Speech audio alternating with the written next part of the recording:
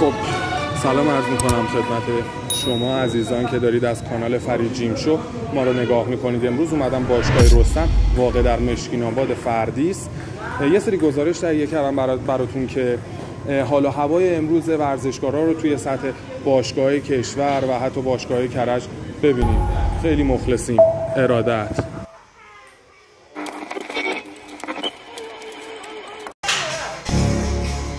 سلام آقا سعید. قربونت برم. به دوربین نگاه نمی‌کنید؟ ببخشید. آقا سعید می‌بینمه. به خاطر عینکمه. آقا میلاد خوبی؟ آقا میلاد چند سال تمرین می‌کنی؟ دروغ نگم حداقل 10 سالی میشه. یه ذره صدای ضبطمون زیاده.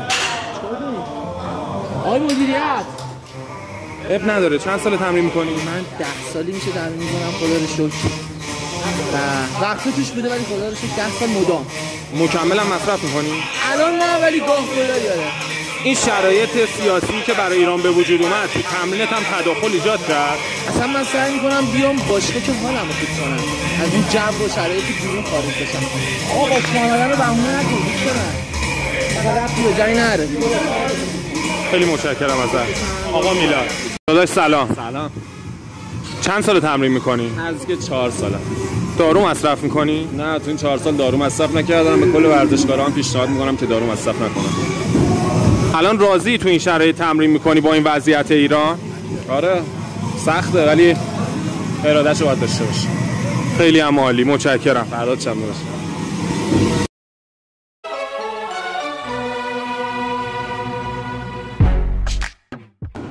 سلام آقا رادمهر. سلام. آقا رادمهر چرا اومدی باشگاه؟ به خاطر اینکه بازی کنم. جان؟ بازی کنم. هر روز میای باشگاه چی کار میکنی؟ بازی. چی کار میکنی؟ بازی. خیلی ممنونم ازت. میگم این شرایط ایران جنگ شد تو بازی کردن تو هم تداخل ایجاد شد؟ نه. فقط بازی میکردی؟ آره.